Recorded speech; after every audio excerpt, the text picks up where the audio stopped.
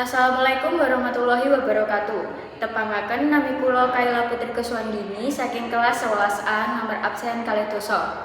Kula badhe nembang macapat kinanti laras Slendro Patut Songo. Marmodenta beri kula angulah lan tipeng ati